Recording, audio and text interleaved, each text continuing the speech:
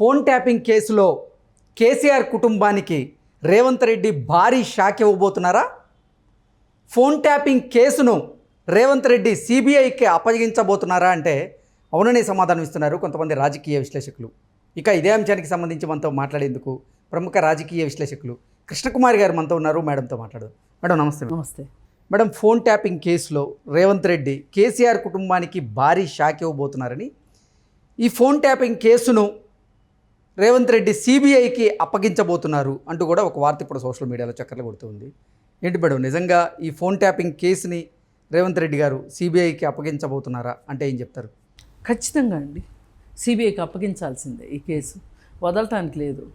ఎందుకంటే ఒకానొక సందర్భంలో బీజేపీ చేతిలో టీఆర్ఎస్ పార్టీ పావుగా మారి కాంగ్రెస్ పార్టీని చంపటానికి, అంతకుముందు తెలుగుదేశం పార్టీని చంపటానికి, కాంగ్రెస్ పార్టీని చంపటానికి ఇతోధికంగా సాయపడ్డాడు బీజేపీకి కేసీఆర్.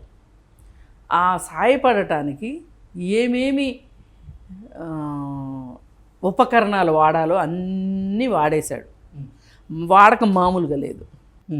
ఎట్లంటే దానికోసం గవర్నమెంట్ డబ్బులతోటి, గవర్నమెంట్ జీతాలు ఇచ్చి, గవర్నమెంట్ ఆఫీసులు, మళ్ళీ ఇజ్రాయెల్ నుంచి టెక్నాలజీ తెప్పించటం, ఆ టెక్నాలజీకి అయ్యే ఖర్చు, ఇదంతా మీకు అధికారం ఇచ్చింది, ప్రభుత్వ ధనం ఖజానాని ఇచ్చింది. ఎవరైతే మీకు ఆపోజిట్గా ఉన్న పార్టీల్ని కోల్చటానికి, లేదు అనుకుంటే వాళ్ళని కూకటి వేళ్లతో పేకల్చడానికి పార్టీల్లో ఉన్న మనుషుల్ని, దీనికా మీకు అధికారం ఇచ్చింది? మరి మీరు చేసిన దానికి మూల్యం చెల్లించాల్సిందేగా. ఎక్కడికి పోతుంది? అదేదో సినిమాలో డైలాగ్ ఉంది, తాతకు పెట్టిన బొచ్చ తలాపనే ఉంది అని. అట్లా మీకు పాత రోజులు ఎలా ఉండేదంటే, వచ్చే జన్మలో నువ్వు పాపం తగిలిపోతావు, వచ్చే జన్మలో నువ్వు అలా పుడతావు, ఇలా పుడతావు అనేవాళ్ళు.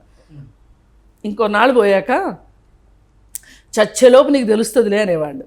ఇప్పుడు అట్లా కాదు, నీకు ఎదురుగానే ఉంది, కొంచెం ఆగు అనాల్సి వస్తుంది. మరి టీఆర్ఎస్ పార్టీ అధికారంలోకి వచ్చింది 2014లో. 2024 లోపు వాళ్ళు చేసినన్ని అరాచకాలు, వాళ్ళు చేసినన్ని దుర్మార్గాలు, అధికారాన్ని అడ్డం పెట్టుకుని ఆర్థికంగా లబ్ధి పొందింది, చెప్పిన వాగ్దానాలు చెయ్యకపోవటము, మేనిఫెస్టోలు నీ టిష్యూ పేపర్ల కింద వాడింది, ఇవన్నీ ఓ పక్క. రెండో పక్క, ఇప్పుడు ఏ రాజకీయ పార్టీ అయినా ఎంతో కొంత ఇప్పుడు నేను చెప్పినవన్నీ చేసేస్తారు, అది వేరే విషయం. అసలు ఎవరో తీసుకొని ఒక దుర్మార్గమైన ప్లాట్ఫామ్ని బీజేపీ కోసం ఎంచుకోవడం ఉంది చూసారా? బీజేపీ మెప్పు కోసం నేను ఇక్కడ ఏమైనా చేస్తా, మీరు నన్నేం అడగండి, కానీ మీరు ఏం చెప్పినా నేను చేస్తాను కాబట్టి నన్ను మీరు ఉపేక్షించండి అని ఇద్దరు కలిసి లాలూచీపడి పరస్పర సహకారంతో, మామూలుగా అయితే పరస్పర సహకారంతో రాష్ట్రాన్ని అభివృద్ధి చేస్తారు ఎవరైనా. ఇక్కడ అట్లా కాదు, పరస్పర సహకారంతో ప్రతిపక్ష పార్టీల్ని అణిచివేయటమే ఒక లక్ష్యంగా పెట్టుకొని ఒక భారీ ప్రణాళికతోటి చేసిన కుట్రే ఈ ఫోన్ ట్యాపింగ్. దాదాపు 1,00,000 ఫోన్ కాల్స్ ట్యాపింగ్ చేశారంట. 1,00,000 కాల్స్ అంటే మీరు ఆలోచించండి. అసలు వాళ్ళు ఇంకో పనే చేయలేదు, ఆ డిపార్ట్మెంట్ మొత్తం ఇంకో పని చేయలేదంటే నమ్మండి. వాళ్ళందరికీ జీతాలు ఇచ్చింది. ఇప్పుడు మాట్లాడండి, ట్యాక్స్ పేయర్స్ అంటే మాట్లాడతారు కదా, రైతు బంధు ఇచ్చిన దానికి, లేదంటే ఇంకో చిన్న వాటికి ఏదన్నా ఇచ్చిన దానికి, మధ్యాహ్న భోజన పథకాలకి, ఎస్టీలకి ఏమన్నా చేస్తే దానికి మాట్లాడేస్తారు. మా ట్యాక్స్ పేయింగ్ డబ్బులు, మేము ట్యాక్స్ పేయర్స్వి, వాళ్ళకు ఉద్యమం అంట, ట్యాక్స్ పేయర్స్ ఉద్యమం, ఇవన్నీ చెప్తారు కదా. ఇప్పుడేం మాట్లాడతారు ఈ ట్యాక్స్ పేయర్స్? మన డబ్బులతోనే ఇవన్నీ చేసింది.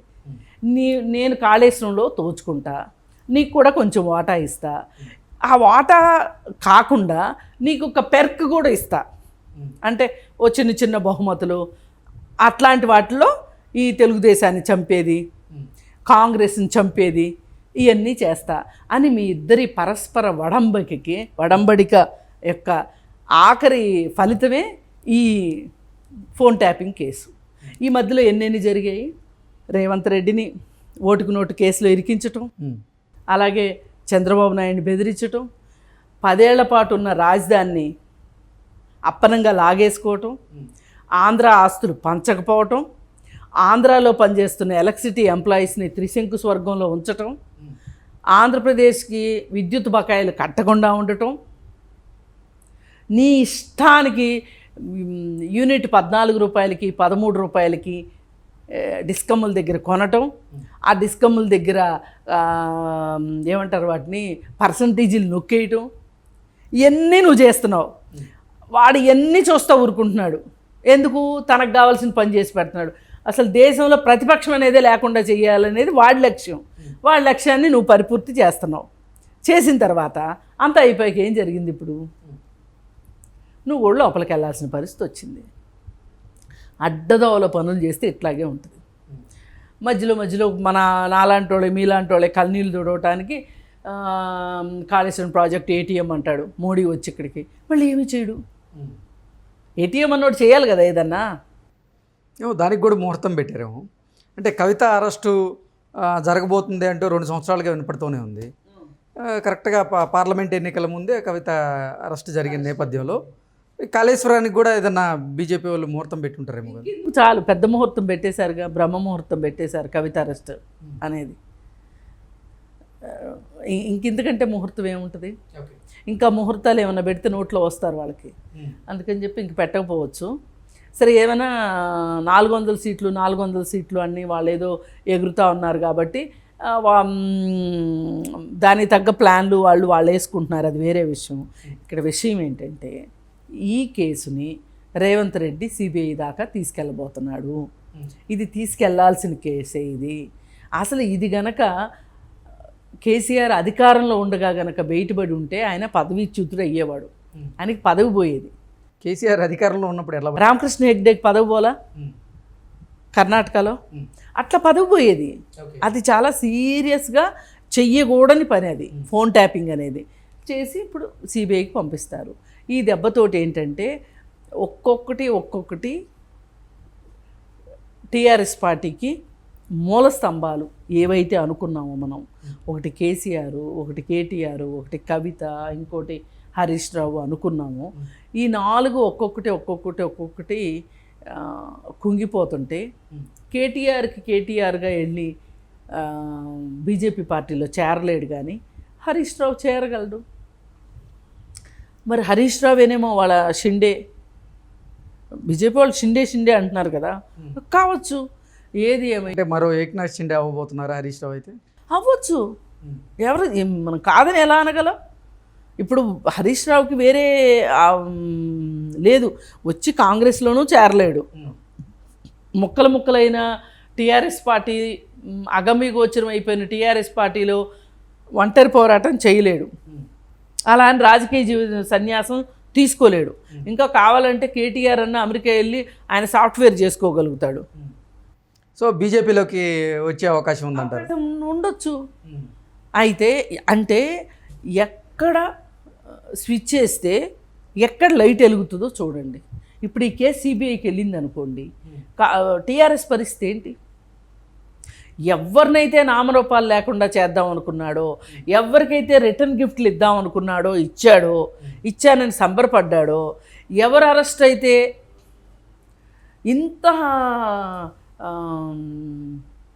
ఏదో కేటీఆర్ ట్వీట్ చాలా బాగుంది ఆ రోజు. ఆయనకు చాలా నచ్చి పెట్టాడు ఆ ట్వీటు. నచ్చకుండా అయితే ట్వీట్లు పెట్టరు కదా. మంచి పర్ఫార్మెన్సు జగన్మోహన్ రెడ్డి గురించి చంద్రబాబు నాయుడు అరెస్ట్ అయినప్పుడు మంచి పర్ఫార్మెన్సు, నేను థరోలీ ఎంజాయ్ అని పెట్టాడు. ఇప్పుడు చేయండి ఎంజాయ్మెంట్. ఇప్పుడు సిబిఐకి వెళ్తుంది కదా, ఇప్పుడు ఎంటర్టైన్మెంట్ ఏంటో ఎంజాయ్మెంట్ ఏంటో. ఇప్పుడు ఈ ఎంటర్టైన్మెంట్ ఏమవుద్దంటే చంద్రబాబు నాయుడుకి ఏమో సానుభూతి వచ్చింది, వీళ్ళకేమో తెక్కు కుదిరింది అంటారు. మిడిచి పడ్డారు, ఎగిరెగిరి పడ్డందుకు ఎగిరెగిరి పడ్డట్టే అయింది అని అంటారు. అందుకని ఫోన్ ట్యాపింగ్ అనేది అది ఎలాంటిదంటే రాజ్యాంగపరంగా చూసుకుంటే కూడా వ్యక్తి యొక్క వ్యక్తిగత స్వేచ్ఛ, వ్యక్తిగత గోప్యతకు సంబంధించిన విషయం. అది ఒక హక్కు. వ్యక్తిగత గోప్యత అనేది నా హక్కు. నేను నా ఇష్టపూర్వకంగా నాకు సంబంధించినవి నేను రివీల్ చేసే హక్కు ఉంది. సో టెలిగ్రాఫిక్ యాక్ట్ ప్రకారంగా కఠినమైన చర్యలు ఉండబోతున్నాయి. కఠినమైన చర్యలు ఉంటాయి దానిలో. దాన్ని అదేంటంటే ఇప్పుడు దీని నుంచి తప్పించుకోలేరు. ఇప్పుడు ఇంకోటి అనుకోండి, మనం ఏదో ఒకటి దానికి దొరుకుతుంది. అంటే ఏమనాలి, ఒక వెసులుబాటు ఏదో ఒకటి ఉంటుంది. దీనికి లేదు, వెసులుబాటు లేదు, ప్రత్యామ్నాయం లేదు, ఏమీ లేదు. ఇది ముందుకు వెళ్ళే కేసే కానీ ఆగే కేసు కాదు. ఒకవేళ వాళ్ళకి ఉన్న ఒప్పందాల ప్రకారం ఏమైనా 4 రోజులు తొక్కి పట్టినా కానీ ఎప్పటికైనా ఇది గుదిబండ లాంటిదే. ఓకే, నెత్తి మీద డైనమైట్ పెట్టినట్టే, ఎప్పుడు పేలుతుందో తెలియదు. అలాంటి పరిస్థితి. Okay madam, thank you. Thank you.